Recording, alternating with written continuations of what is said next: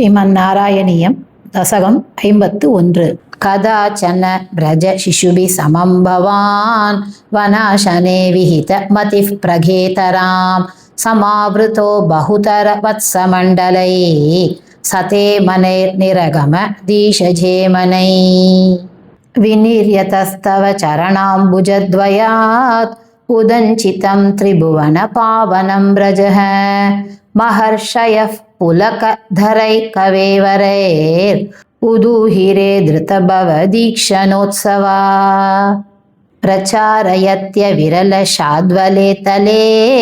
पशून् विभो भवति समं कुमारकैः अगासुरो न्यरुणधगाय वर्तनीं भयानकः सपदि शयानकाकृतिः महाचलप्रतिमतनोर्गुहानिभा प्रतितमुखस्य कानने मुकोदरं विहरणकौतुकाद्गता कुमारका किमपि विदूरघे त्वयि प्रमादद प्रविशति पन्नगोदरं क्व तत्तनौ पशुपकुले सवत्सके विधन्निधं त्वमपि विवेशितप्रभो सुहृज्जनं विशरणमाशु रक्षितुम् गलोधरे विपुलितवर्ष्मणा त्वया महोरगे लुटति निरुद्धमारुते धृतं भवान् विदलितकण्ठमण्डलो विमोचयन् पशून् विनिर्ययौ क्षणं दिवि त्वदुपकमार्तमास्थितं महासुरप्रभव महो महो महत् विनिर्घते त्वयि तु निलीनमञ्जसा नपस्थले नृतु रतो जगुस्सुरा सविस्मयै कमलभवादिभिः सुरैरनुद्रुतस्तदनु गदः कुमारकैर्दिने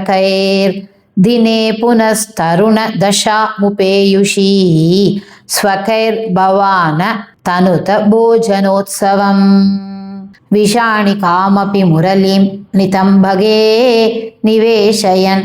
कबलधरः कराम्बुजे प्रहासयन् कलवचनै कुमारकान् बुभोजिदस्त्रिदश गणैर्मुदानुतः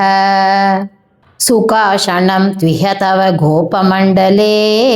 मगाशनात् प्रियमिव देवमण्डले इति स्तुतस्त्रिदश वरैर्जगत्पते मरुत्पुरीनिलय गदात् प्रपाहि माम्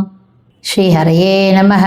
श्री पोन्नु गुरुवायूरप्पने शरणं श्री चोटानिकरे भगवती अम्मये शरणं आनंद चिन्मयने शरणं नारायण अखिल गुरो भगवन्नमस्ते